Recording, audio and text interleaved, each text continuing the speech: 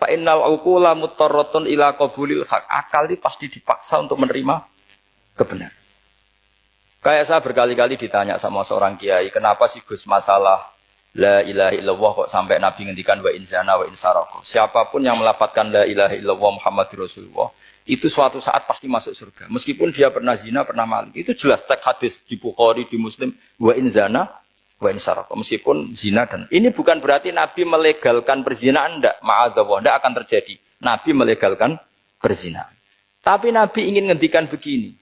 Absolutisme kebenaran itu tidak terganggu oleh kesolehan dan kefasikan. Karena kebenaran absolut siapapun akan ngomong seperti itu.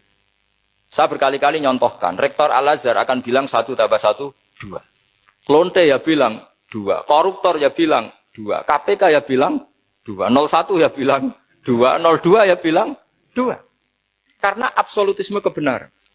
Dan Nabi itu ingin mengatakan bahwa Allah Tuhan ini kebenaran sejati. Sehingga siapapun yang melafadzkan sah.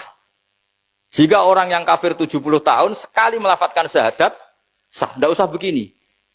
Pak kafir, soleh dulu ya beberapa tahun gitu. Baru Anda sah melafadzkan kalimat la ilaha.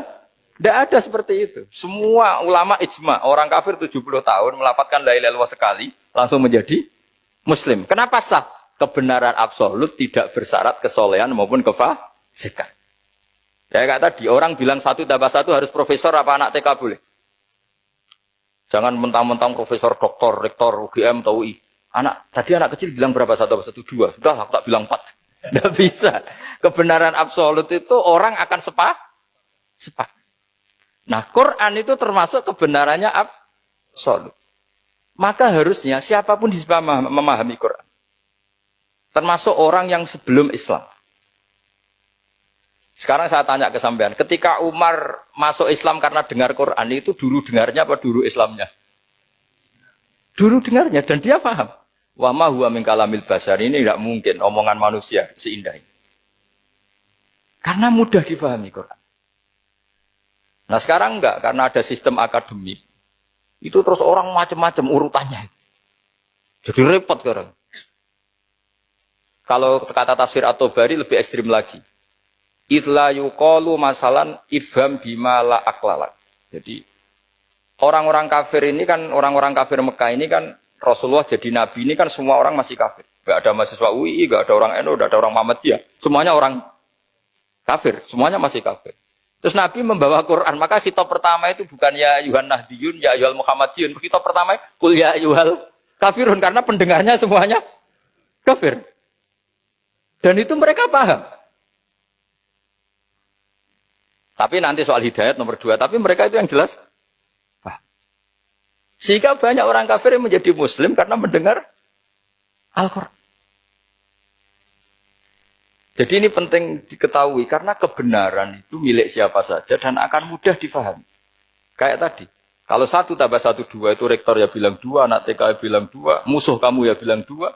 Kamu atas nama sentimen dengan musuh pun tetap bilang. Nah di sini kadang Nabi ngendikan mangqala la ilaha illallah dakhalal jannah wa in zana wa in saraka. Proporsinya seperti itu, bukan berarti Nabi melegalkan zina, bahwa kalimat ini kalimat yang kebenarannya absolut sehingga siapapun sah mengatakan itu, meyakini itu meskipun punya masa lalu seperti itu. Jadi jangan salah makna terus Nabi melegalkan, tidak sama sekali. Jadi saya mohon ini jadikan satu ilmu. Bahwa ilmu adalah tetap apa? Ilmu. Sehingga ada ayat kulil ladzina kafaru iyantahu yughfar lahum ma qad salah. Katakan kepada orang-orang kafir sekali menghentikan kekafirannya yughfar lahum ma qad salah. Maka kekafiran di masa lalu dianggap hilang dan dia hanya dengan status yang sekarang yaitu seorang mukmin. Karena dia disahkan melafadzkan la ilaha illallah.